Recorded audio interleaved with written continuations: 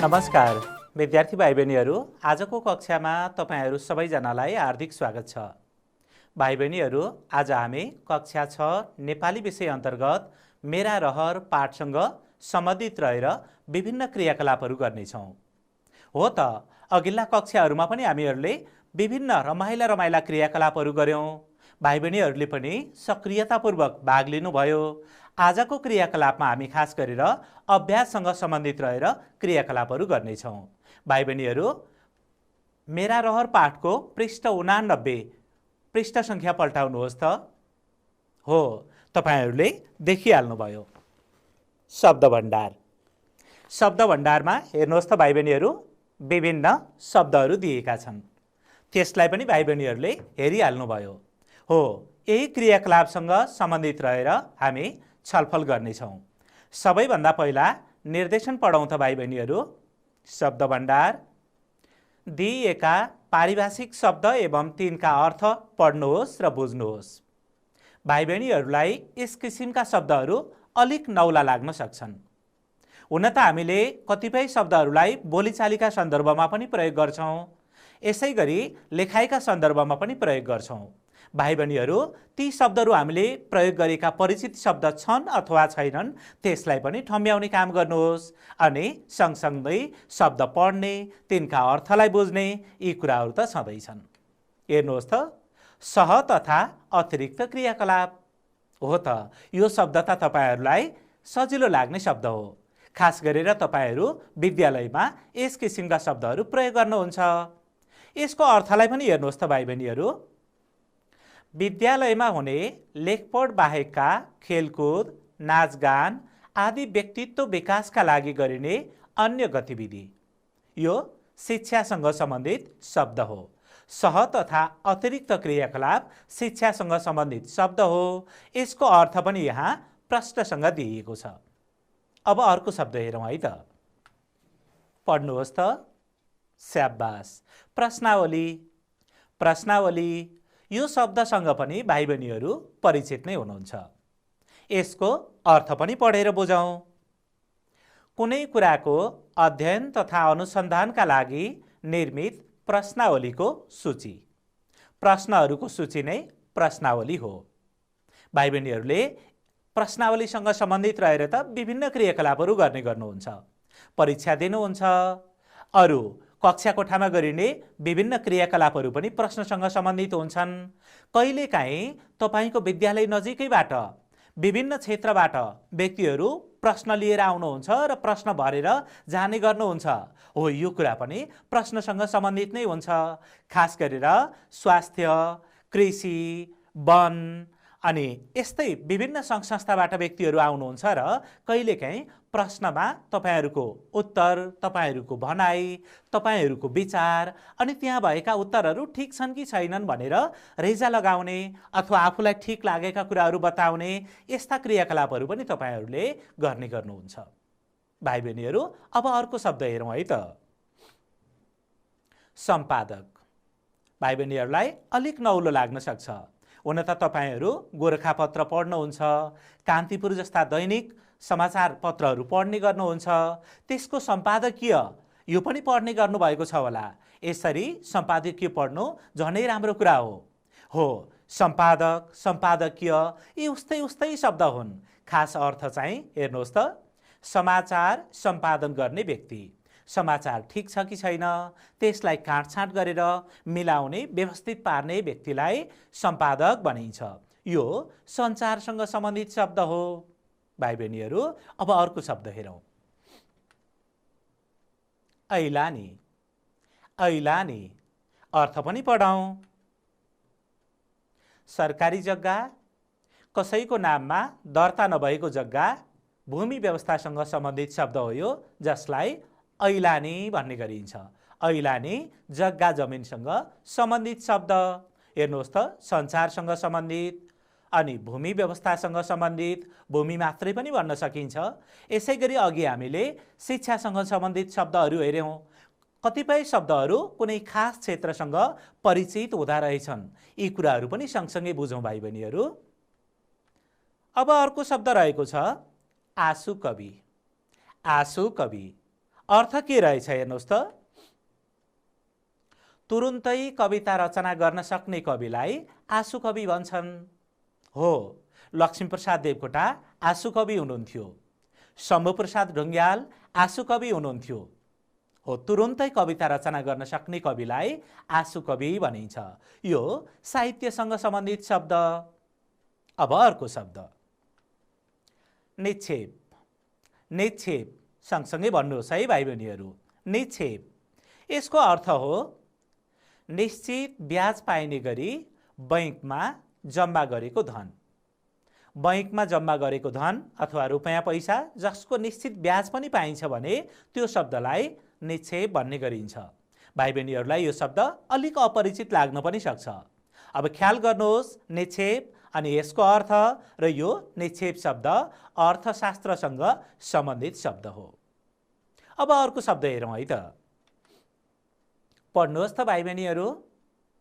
स्याबास, शिलालेख। शिलालेख अर्थ पनि पढ्नुहोस्। ढुङ्गामा लेखिएको लेख। ढुङ्गामा लेखिएको लेख। भाइ बहिनीहरूले ढुङ्गामा लेखिएको लेख पढ्ने गर्नुभएको होला। तपाईको विद्यालय नजिकै मठ मन्दिरहरू हुन सक्छन्, पुरातात्विक वस्तुहरू हुन सक्छन्, मठ मन्दिरहरू हुन सक्छन्, त्यहाँ शिलालेख पनि पाइन सक्छ। हो, ढुङ्गामा लेखिएको लेखलाई शिलालेख भनिन्छ। यो पुरातत्वसँग सम्बन्धित शब्द हो। पुरातत्व भन्नाले प्राचीन महत्त्वका वस्तुहरू, पुराना वस्तुहरू जसलाई पुरातत्व भनिन्छ।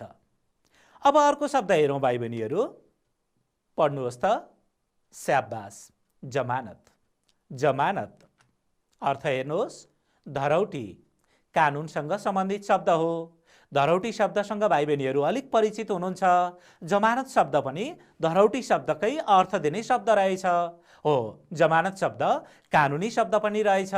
यो कुरा त बुझिहाल्नुभयो। कुपोषण। भाइ बहिनीहरू कुपोषण शब्दसँग त परिचित नै हुनुहुन्छ। अर्थ पनि सँगसँगै हेरौँ। स्वास्थ्यलाई हित नगर्ने किसिमका खानेकुरा। स्वास्थ्य बिगार्ने किसिमका खानेकुरा जसलाई कुपोषण। त्यसैले त हामीले पोषणयुक्त खानेकुरा खानुपर्छ, होइन र? अनि यो शब्द चाहिँ स्वास्थ्य क्षेत्रसँग सम्बन्धित शब्द हो। अर्को शब्द हेरौँ। पढ्नुहोस् त भाइ बहिनीहरू। स्याबास, क्षेप्यास्त्र। क्षेप्यास्त्र अर्थ पनि सँगसँगै हेरौँ। हुत्याएर प्रहार गरिने हतियार। हुत्याएर प्रहार गरिने हतियार यो प्रविधिसँग सम्बन्धित शब्द हो। यसै गरी अर्को शब्द हेरौँ भाइ बहिनीहरू। जीवकोश। जीवकोश सँगसँगै अर्थ पनि पढ्नुहोस्। आफैमा परिपूर्ण भएका सूक्ष्म जीवाणु। आफैमा परिपूर्ण भएका सूक्ष्म जीवाणु जसलाई जीवकोश भनिन्छ। भाइ बहिनीहरूले विज्ञान विषयमा यो शब्दको चित्र, यसलाई विस्तृत रूपमा बुझि नै सक्नु भएको छ। अनि जीवकोश कुन क्षेत्रसँग सम्बन्धित शब्द रहेछ? स्याबास भाइ बहिनीहरू, यो जीव विज्ञानसँग सम्बन्धित शब्द हो। भाइ बहिनीहरू, हामी शब्द भण्डारसँग सम्बन्धित रहेर विभिन्न क्रियाकलाप गर्दैछौँ। अब अर्को अभ्यासतर्फ अगाडि बढौँ। तपाईहरू सबैजना तयारै हुनुहुन्छ नि, होइन र? पक्कै पनि। भाइ बहिनीहरू, अर्को अभ्यास हेरौँ है त। 2. मिल्ने पारिभाषिक शब्द राखी वाक्य पूरा गर्नुहोस्। हामीलाई खाली ठाउँमा भर्नका लागि शब्दहरू दिएका छन्। छन्द। पढ्नुहोस् त भाइ बहिनीहरू। हो, निःशुल्क, पदोन्नति, सुकुम्बासी, अधिवक्ता। भाइ बहिनीहरू, अब हामी क्रमशः खाली ठाउँमा यी शब्दहरूलाई भर्छौँ। कहाँ मिल्दो रहेछ त्यस बारेमा पनि हामीहरू सँगसँगै छलफल गर्छौँ। क. नेपालमा माध्यमिक तहसम्म खाली पढाइने व्यवस्था छ। छन्द, निःशुल्क, पदोन्नति, सुकुम्बासी, अधिवक्ता। कुन चाहिँ शब्द मिल्छ होला भाइ बहिनीहरू? स्याबास, तपाईहरूको अनुमान पक्कै पनि सही छ। नेपालमा माध्यमिक तहसम्म निःशुल्क पढाइने व्यवस्था छ। कस्तो राम्रो, कस्तो सजिलो। अब अर्को प्रश्न हेर्नुहोस्। सरकारले खाली खाली समस्या समाधान गर्ने भएको छ। छन्द निशुल्क त यहाँ मिलिहाल्यो। पदोन्नति, सुकुम्बासी, अधिवक्ता, यहाँ भएका शब्दहरू यहाँ समस्यासँग सम्बन्धित कुन चाहिँ छ भन्नुहोस् त भाइ बहिनीहरू। स्याबास, सुकुम्बासी त हो नि। सरकारले सुकुम्बासी समस्या समाधान गर्ने भएको छ। अब अर्को प्रश्न हेरौँ। खाली खाली मिलाएर कविता लेख्न कठिन हुन्छ। हो त, तपाईहरुले बुझिसक्नुभयो। छन्द छन्द मिलाएर कविता लेख्न कठिन हुन्छ। वाक्य पनि बुझ्दै हुनुहुन्छ। अब अर्को प्रश्न छ। यही वर्ष राम बहादुरको अधिकृतमा खाली खाली भएको छ। के भएको छ? पदोन्नति भएको छ अथवा अधिवक्ता भएको छ? कुन शब्द मिल्छ होला? स्याबास भाइ बहिनीहरू, तपाईहरु सही हुनुहुन्छ। हो, यही वर्ष राम बहादुरको अधिकृतमा पदोन्नति भएको छ। अब अर्को शब्द, रश्मि नेउपाने सरकारी खाली खाली बनेकी छिन्। अर्को शब्द हामीसँग एउटा मात्र बाँकी छ। यो एउटा मात्र बाँकी छ भन्ने सन्दर्भबाट बुझ्नु हुँदैन भाइ बहिनीहरू। हामीले वाक्य बुझेर अनि शब्द ठम्ब्याउनु पर्छ। रश्मि नेउपाने सरकारी खाली खाली बनेकी छिन्, अधिवक्ता बनेकी छिन्। हेर्नुहोस् त, बुझिहाल्नुभयो। स्याबास भाइ बहिनीहरू, तपाईहरुले यो क्रियाकलाप पनि साह्रै राम्रोसँग गर्नुभयो। आफूले आवश्यकता अनुसार वाक्य टिपोट गर्न नभ्याएको ठाउँमा सिसा कलमले चिनो पनि लगाउनु भयो। अब म विद्यार्थी भाइ बहिनीहरूलाई अर्को क्रियाकलापतर्फ अगाडि बढाउँछु। हेर्नुहोस् है त। वाक्यमा प्रयोग गर्नुहोस्। हामीलाई केही शब्दहरू दिएका छन्। यी शब्दहरू पारिभाषिक शब्द हुन्। यसलाई अर्थ खोल्ने गरी वाक्य रचना गर्नुपर्छ। भाइ बहिनीहरू, वाक्य रचनाका लागि मैले देखाएका उदाहरणहरू केही उदाहरण मात्रै हुन्। यसलाई आधार मानेर तपाईहरुले स्वतन्त्र ढङ्गले वाक्य बनाउन सक्नुहुन्छ। हो त, वाक्य बनाउनका लागि शब्द, त्यसको अर्थ, यसलाई राम्रोसँग बुझेर वाक्यमा अर्थ खुल्ने गरी बनाउनु पर्छ। सकिहाल्नुहुन्छ नि? दूरसञ्चार पढ्नुहोस् त भाइ बहिनीहरू। दूरसञ्चार कोष्टकमा के लेखिएको छ? टाढासम्म समाचार पुर्याउने कार्य। टाढा टाढासम्म समाचार पुर्याउने कार्य नै दूरसञ्चार हो। अब अर्थ खुल्ने गरी वाक्य बनाउनु पर्यो। भाइ बहिनीहरू, वाक्य बनाउनुहोस् त। दूरसञ्चार शब्दलाई अर्थ खुल्ने गरी वाक्य बनाउनुहोस् त। हो, तपाईहरुले वाक्य कल्पना गरिसक्नुभयो। तपाईहरुले अनुमान गर्नुभएको वाक्य र मैले यहाँ उदाहरणका रूपमा देखाएको वाक्यमा कतिको मेल खाँदो रहेछ त्यसलाई पनि हेरौँ। अहिले नेपालको दुर्गम क्षेत्रमा पनि दूरसञ्चार सेवा पुगेको छ। दूरसञ्चार भनेको टाढासम्म समाचार पुर्याउने कार्य। भाइ बहिनीहरूलाई अझै सजिलोको लागि टेलिफोन, मोबाइल सेवा तपाईहरु बस्ने गाउँठाउँमा पुगेका छन्। म बस्ने गाउँठाउँमा पनि पुगेको छ। यही दूरसञ्चार त हो नि। यसलाई मैले यसरी वाक्य बनाएँ। भाइ बहिनीहरूले सुनेर, पढेर, हेरेर र तपाईले बनाउनु भएको वाक्यलाई तुलना गरेर पनि बुझ्नुभयो। हो, यसरी अर्थ खुल्ने गरी वाक्य बनाउनु पर्छ। अब अर्को शब्द हेरौँ। पढ्नुहोस् त भाइ बहिनीहरू। निकुञ्ज, वन्यजन्तुका सुरक्षाका लागि आरक्षित जङ्गल। आरक्षित भनेको संरक्षण गरिएको जङ्गल। वन्यजन्तुका सुरक्षाका लागि आरक्षित जङ्गल। भाइ बहिनीहरूलाई निकुञ्जका बारेमा पनि राम्रैसँग थाहा छ। हो त, लाङटाङ राष्ट्रिय निकुञ्ज, चितवन राष्ट्रिय निकुञ्ज यी निकुञ्जका उदाहरणहरू हुन्। अब वाक्य हेरौँ त भाइ बहिनीहरू। रोजिना साथीहरूसँग चितवन राष्ट्रिय निकुञ्ज घुम्न गएकी छिन्। रोजिना साथीहरूसँग चितवन राष्ट्रिय निकुञ्ज घुम्न गएकी छिन्। अब अर्को शब्द हेरौँ त। रेखाचित्र। रेखाचित्र यसको अर्थ छ रेखा नै रेखाद्वारा तयार पारिएको चित्र। हेर्नुहोस् त। अब वाक्य पनि सँगसँगै हेरौँ। गुरुआमाले हामीलाई रेखाचित्र बनाउन सिकाउनु भयो। यो गणित विषयसँग सम्बन्धित छ। खास गरेर गुरुआमाले हामीलाई रेखाचित्र बनाउन सिकाउनु भयो। अर्को शब्द हेरौँ। जीवाणु। नाङ्गो आँखाले देख्न नसकिने सूक्ष्म जीव। सूक्ष्म भनेको ज्यादै मसिना, आँखाले देख्न नसकिने, यहाँ पनि आइसकेको छ। हेर्नुहोस् त, जीवाणु यो शब्दलाई पनि हामी प्रशस्तै प्रयोग गर्ने गर्छौँ। जीवाणुबाट जोगिनका लागि हामीले साबुन पानीले हात धुन्छौँ, हात अनि व्यक्तिगत सरसफाइमा ध्यान दिन्छौँ, हात खुट्टाको सरसफाइमा झनै ध्यान दिनुपर्छ। यिनै कुराहरू त हुन् नि। हेर्नुहोस् त, कोरोना भाइरसका जीवाणुलाई आँखाले देख्न सकिँदैन। यो वाक्य भयो, उदाहरण भयो। भाइ बहिनीहरूले यही तरिका अपनाएर अरू प्रशस्तै वाक्य बनाउन सक्नुहुनेछ। अर्को शब्द छ महामारी। हैजा, प्लेग, शीतलता, शीतला, हैजा, प्लेग, शीतला, कोभिड-19 आदि जस्ता संक्रामक रोग, जसलाई महामारी भन्ने गरिन्छ। यो शब्दसँग पनि तपाईहरू परिचित हुनुहुन्छ।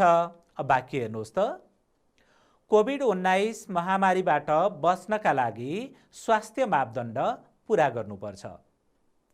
कोभिड-19 महामारीबाट बच्नका लागि स्वास्थ्य मापदण्ड पूरा गर्नुपर्छ। स्वास्थ्य मापदण्ड भन्नाले सामाजिक दूरीका कुराहरू, यसै गरी मास्क लगाउने, हातमा पन्जा लगाउने र व्यक्तिगत सरसफाइ, खास गरेर हात खुट्टाको सरसफाइलाई बेला बेलामा ध्यान दिइरहने। यसरी ध्यान दिँदा आफू कहाँ छु भन्ने कुरालाई पनि ख्याल गर्नु पर्यो। यो कुरासँग पनि भाइ बहिनीहरू परिचित हुनुहुन्छ। अब अर्को शब्द हेरौँ, शिलान्यास।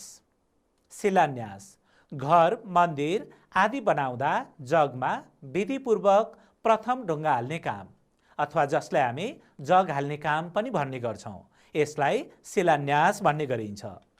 हेर्नुहोस् त उदाहरण, गाउँपालिका प्रमुखले नवनिर्मित भवनको शिलान्यास गर्नुभयो। गाउँपालिका प्रमुखले नवनिर्मित भवनको शिलान्यास गर्नुभयो। भाइ बहिनीहरू, यही तरिका अपनाएर तपाईहरूले वाक्यमा प्रयोग गर्न पनि सकिहाल्नुहुन्छ। अहिले छलफलबाट विषयवस्तु बुझ्नुभयो। मैले केही उदाहरणहरू पनि देखाएँ। यिनै उदाहरणमा आधारित रहेर तपाईहरूले वाक्य रचना गर्ने अभ्यास गर्नुहोस् है। अर्को एउटा शब्द त बाँकी नै रहेछ। हेर्नुहोस् त, तारापुञ्ज। वाक्य बनाउनुहोस् त भाइ बहिनीहरू। हो, उदाहरण पनि हेर्नुहोस्। दूरबीनको सहायताले तारापुञ्ज हेर्न सकिन्छ। आकाशमा रहेका ताराहरूको समूह हो, जसलाई तारापुञ्ज भन्ने गरिन्छ। विद्यार्थी भाइ बहिनीहरू, हामीले अहिलेसम्म केही पारिभाषिक शब्द र तिनका अर्थलाई बुझ्यौँ। केही पारिभाषिक शब्द अनि तिनका अर्थहरू बुझ्यौँ। यसै गरेर खाली ठाउँमा पारिभाषिक शब्द राखी वाक्य पुरा गर्न सिक्यौँ। अनि भर्खरै हामीले के गर्न सिक्यौँ भाइ बहिनीहरू? भन्नुहोस् त, भन्नुहोस्। हो त, पारिभाषिक शब्दलाई अर्थ खुल्ने गरी वाक्य रचना गर्न पनि सिक्यौँ। विद्यार्थी भाइ बहिनीहरू, अब हामी अर्को क्रियाकलापतर्फ अगाडि बढ्छौँ। विद्यार्थी भाइ बहिनीहरू, तपाईहरूले बोध र अभिव्यक्ति खण्डको अभ्यास 6 भेटाउनु भयो? भेटाउनु भएको छैन। हेर्नुहोस् त, पृष्ठ 92 मा यो क्रियाकलाप दिएको छ। प्रश्न पढ्नुहोस् त भाइ बहिनीहरू। तलको अनुच्छेद मौन पठन गर्नुहोस् र उत्तर दिनुहोस् भनिएको छ। भाइ बहिनीहरू, पहिला अनुच्छेद हेर्नुहोस्। यो अनुच्छेदलाई तपाईहरूले मनमनै पढ्नुपर्छ। मनमनै पढ्दा आवाज आउनु भएन। हो त, कसरी पढ्ने होला? हुन त तपाईहरूले अघिल्ला पाठहरूमा पनि यस किसिमका अभ्यास गरिसक्नु भएको छ। मनमनले पढ्दा ओठ पनि चल्नु भएन, आवाज पनि आउनु भएन। हो, विषयवस्तु त बुझ्नु परिहाल्यो। यसरी प्रत्येक शब्दलाई ख्याल गर्दै वाक्यबाट आएका अथवा वाक्यबाट बुझिने अर्थहरू के रहेछन् ठम्ब्याउनु पर्छ, बुझ्नुपर्छ।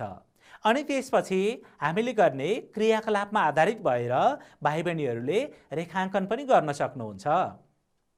मैले तपाईहरूलाई बुझ्न सजिलो होस् भनेर केही रातो रङमा वाक्यहरू बनाएको छु। हेर्नुहोस् त, तपाईहरूले पाठमा अथवा अभ्यासमा त कालो रङ नै देख्नुहुन्छ। बुझ्न सजिलो होस् भनेर कतै कतै रातो रङका वाक्यहरू बनाएको छु। हो, तपाईहरूले मनमनै पाठ पढ्नु पर्यो, अनुच्छेद पढ्नु पर्यो। अनि त्यसपछि हामीलाई दिएको निर्देशन अनुसार हेर्नुहोस् त उत्तर दिनु पर्यो। भाइ बहिनीहरूलाई मौन पठन गर्न त आइहाल्छ। मौन पठन गर्ने तरिकाका बारेमा पनि हामीले सरसर्ती छलफल गऱ्यौँ। अब क्रियाकलाप पनि सँगसँगै हेर्दै जाउँ। भाइ बहिनीहरू, तपाईहरूले यो अनुच्छेद मौन पठन गरिसकेपछि के गर्नुपर्दो रहेछ हेर्नुहोस् त। माथिको अनुच्छेदबाट 4वटा प्रश्न बनाउनुहोस् भनिएको छ। हेर्नुहोस् त, यो अनुच्छेदबाट 4वटा प्रश्न बनाउनु पर्यो। प्रश्न बनाउँदा सुरु, बीच, अन्तिम यो जहाँबाट बनाउँदा पनि हुन्छ, तर तपाईँले सुरुबाट अनि बीचबाट अनि अन्त्यबाट बनाउनु भयो भने सिङ्गो अनुच्छेदलाई सङ्गठित गर्न, सिङ्गो अनुच्छेदलाई नै समेट्न पनि सजिलो हुन्छ। हो त भाइ बहिनीहरू, हामीले प्रश्न बनाउने तरिकाका बारेमा त छलफल गरिसकेका पनि छौँ। के, को, कहाँ, किन, कति जस्ता शब्दहरू चाहिने नै हुन्छ। भाइ बहिनीहरूलाई बुझ्न सजिलो होस् भनेर मैले केही सामग्री ल्याएको छु। यी सामग्रीहरू हेरेर प्रश्न बनाउने तरिकाका बारेमा सँगसँगै हामी छलफल गर्छौँ। हेर्नुहोस् है त, पढ्नुहोस् त भाइ बहिनीहरू। कसरी सुगन्धित फुल फुल्छ? कसरी सुगन्धित फुल फुल्छ? भाइ बहिनीहरू बुझ्दै हुनुहुन्छ? अब अर्को प्रश्न पनि सँगसँगै हेर्नुहोस्।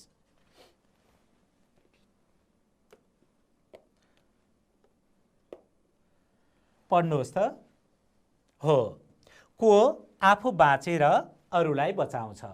को आफू बाँचेर अरूलाई बचाउँछ? अब अर्को प्रश्न।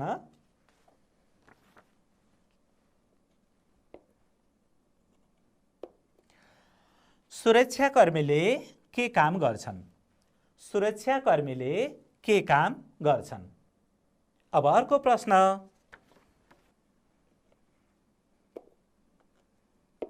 हेर्नुहोस् त भाइ बहिनीहरू, किन हरेक समस्यालाई अवसरका रूपमा बदल्नुपर्छ? किन हरेक समस्यालाई अवसरका रूपमा बदल्नुपर्छ? भाइ बहिनीहरू, प्रश्न बनाउँदा हेर्नुहोस् त यहाँ कसरी,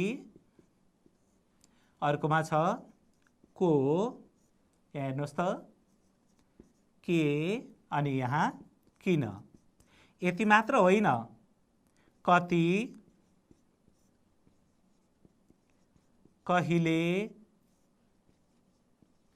कहाँ यस्ता शब्दहरूलाई प्रश्नमा पार्नु पर्यो र वाक्य पढेर वाक्य बुझिसकेपछि कहाँ मिल्छ, कुन सन्दर्भ मिल्छ, कसरी मिल्छ कि, को मिल्छ कि, के मिल्छ कि, यसलाई हामीले रुजु गरी गरी अभ्यास गरी गरी सिक्न बुझ्न सक्छौँ।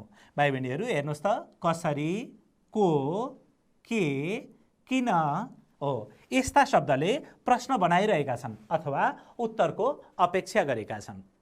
भाइ बहिनीहरू, प्रश्नको पनि केही नमुनाहरू मात्र हुन्। तपाईहरूले यो नमुनाका आधारमा अरू प्रशस्तै प्रश्नहरू बनाउन सक्नुहुन्छ। मैले प्रश्न बनाउने ठाउँका लागि अथवा वाक्यका लागि यहाँ रातो रङमा वाक्यहरू बनाएको छु। यसबाट तपाईँलाई बुझ्न सजिलो होस् भन्ने अर्थ हो। यसै गरी तपाईँहरूले रातो नलागेका वाक्यबाट पनि प्रश्न निर्माण गर्न सक्नुहुनेछ। रातो नलागेका वाक्यबाट पनि प्रश्न बनाउन सक्नुहुनेछ। यो त एउटा उदाहरण मात्र हो। भाइ बहिनीहरू हेर्नुहोस् त, नमुना प्रश्नहरू जस्तै हामीले भर्खरै छलफल पनि गरिसकेका छौँ। हेर्नुहोस् त, यहाँ 4वटा प्रश्नहरू बने। अब यी प्रश्नका उत्तरहरू तपाईँ स्वयंले लेख्नुपर्छ। उदाहरणका रूपमा हेर्नुहोस् त, कसरी सुगन्धित फुल फुल्छ? हावाहुरी, घाम पानी, खडेरी, हिउँ, काँडासँग कठोर सङ्घर्ष गरेर सुगन्धित फुल फुल्छ। अर्को प्रश्न, को आफू बाँचेर अरूलाई बचाउँछ? किसान आफू बाँचेर अरूलाई बचाउँछ। यो पनि हामीले भर्खरै मौन पठन गरेको अनुच्छेदबाट उत्तर समेटेका छौँ। सुरक्षाकर्मीले के काम गर्छन्? सुरक्षाकर्मीले समाजमा शान्ति सुरक्षा कायम राख्ने र जनताको जीवधनको रक्षा गर्ने काम गर्छन्। अर्को प्रश्न हेर्नुहोस्, किन हरेक समस्यालाई अवसरका रूपमा बदल्नुपर्छ? यो उत्तर पनि हामीले स्वतन्त्र रूपमा दिन पाउँदैनौँ, अनुच्छेदमा आधारित भएर दिनुपर्छ। हेर्नुहोस् त भाइ बहिनीहरू, जीवनलाई सफल बनाउन हरेक समस्यालाई अवसरका रूपमा बदल्नुपर्छ। जीवनलाई सफल बनाउन हरेक समस्यालाई अवसरका रूपमा बदल्नुपर्छ। कस्तो रमाइलो अभ्यास है। आफैले पढ्ने, त्यो पनि मनले पढ्ने, अनि प्रश्न बनाउने। प्रश्न कतिवटा बनाउने? 4 वटा। अनि त्यसपछि ती प्रश्नका उत्तर आफू स्वयंले लेख्ने। कहिलेकाहीँ नमिल्न पनि सक्छ। कहिलेकाहीँ साथीहरूसँग बसेर यस्ता क्रियाकलापका बारेमा तपाईहरूले छलफल गर्नुभयो भने झनै राम्रो हुन्छ। विद्यार्थी भाइ बहिनीहरू, अब म तपाईहरूलाई अर्को क्रियाकलापतर्फ अगाडि बढाउँछु। हेर्नुहोस् त, दिएको चित्र हेरी वर्णन गर्नुहोस्। भाइ बहिनीहरू, चित्र हेर्नुहोस् त। यो मैले स्वतन्त्र रूपमा ल्याएको चित्र हो। भाइ बहिनीहरूलाई यसरी चित्र हेरी हेरी क्रियाकलाप गर्न त साह्रै रमाइलो लाग्छ। हो, हेर्नुहोस् त भाइ बहिनीहरू, यो चित्रमा के कुराहरू देखिन्छन्? हो त, गाउँघरको दृश्य।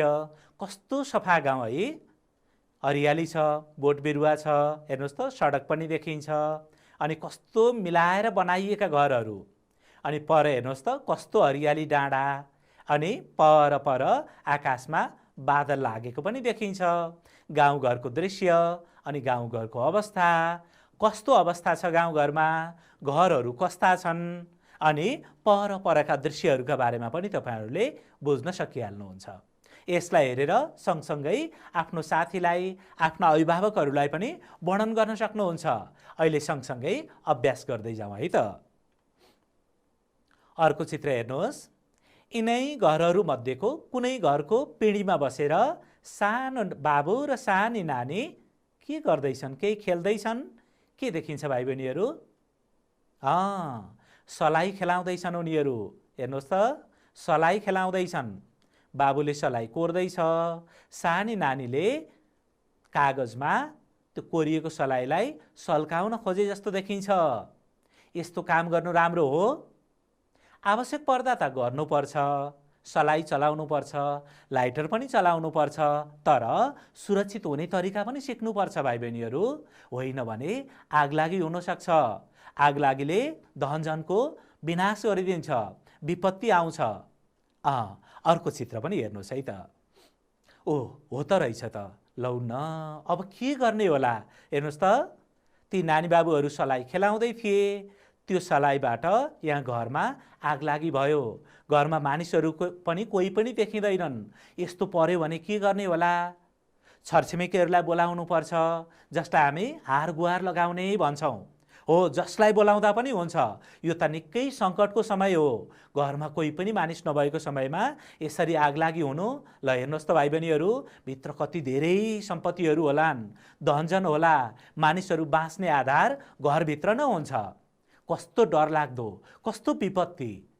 भाइ बहिनीहरू, अर्को चित्र पनि सँगसँगै हेरौँ त।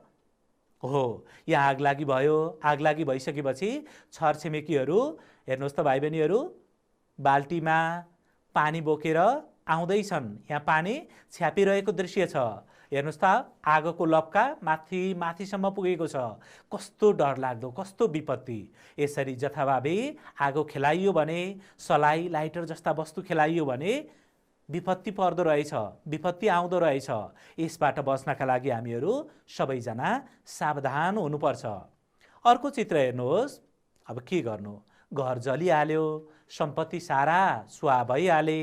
अब यहाँ घरबेटी अथवा घरका परिवारका व्यक्तिहरू रुँदैछन्, दुःख मनाउ गर्दैछन्। छरछिमेकीहरू, इष्टमित्रहरूले सान्त्वना पनि दिइरहेका छन्।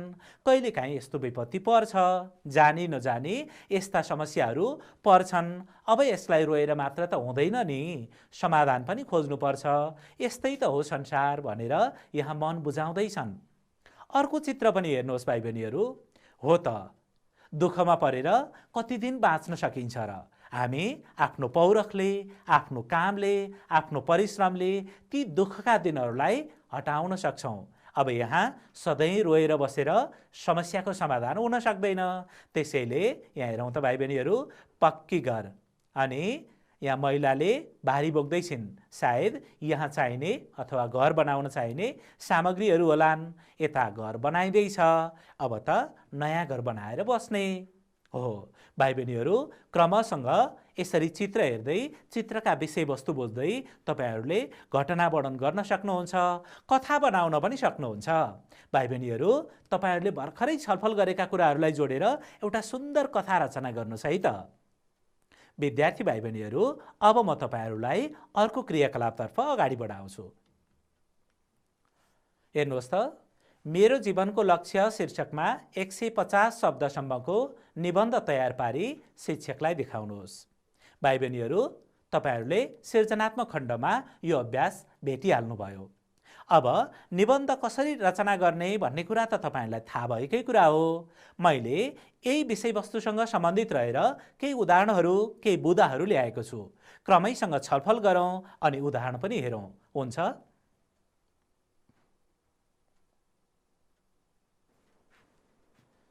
विद्यार्थी भाइ बहिनीहरू, मेरो जीवनको लक्ष्य यो निबन्धको शीर्षक भयो। यो शीर्षकसँग सम्बन्धित रहेर केही बुदाहरू यहाँ टिपोट गरिएका छन्। भाइ बहिनीहरूले यसै गरी बुदा सबैभन्दा पहिला बुदा टिपोट गर्नुहोस् अनि त्यसलाई अनुच्छेदमा राखेर निबन्ध रचना गर्नुहोस्। यसो गर्दा केरमेट हुँदैन, तपाईँको धारणा पनि प्रष्ट हुँदै जान्छ। अरू बुदाहरू पनि सँगसँगै हेरौँ त भाइ बहिनीहरू। जीवनलाई सफल बनाउन कुनै न कुनै लक्ष्य चाहिने, लक्ष्य नभएको मानिस पशु समान हुने, जीवनमा आइपर्ने कुनै पनि बाधाले लक्ष्य प्रभावित हुन नहुने। काम गर्दै जाँदा बाधाहरू आउँछन्, त्यसैलाई सङ्कट भनेर बसियो भने हामी लक्ष्यमा पुग्न सक्दैनौँ। त्यसलाई पन्छाउँदै अगाडि बढ्नुपर्छ भन्ने सन्दर्भ हो। गौतम बुद्धको सेवा नै धर्म हो भन्ने भनाइलाई जीवनको मन्त्र बनाउनु पर्ने। देशका विभिन्न ठाउँमा अन्धविश्वास, अशिक्षा, छुवाछुत, विभेद जस्ता समस्या रहेका। समस्या समाधानका लागि जनचेतना फैलाउनु पर्ने। विद्यार्थी भाइ बहिनीहरू, आफ्नो क्षेत्र जे हो, मेरो जीवनको लक्ष्य शीर्षक रहेको छ नि त, हो त्यतैतर्फ ढल्काएर बुदाहरू बनाउनुपर्छ अथवा बुदाहरू आफूले तयार गर्नुपर्ने निबन्धसँग सम्बन्धित हुनुपर्छ। अशिक्षा, गरिबी तथा भोकमरीको चपेटामा परेका व्यक्तिहरूलाई आवश्यक सहयोग गर्नुपर्ने। समाज सेवाको महान कार्य एक्लो प्रयासबाट मात्र सफल नहुने।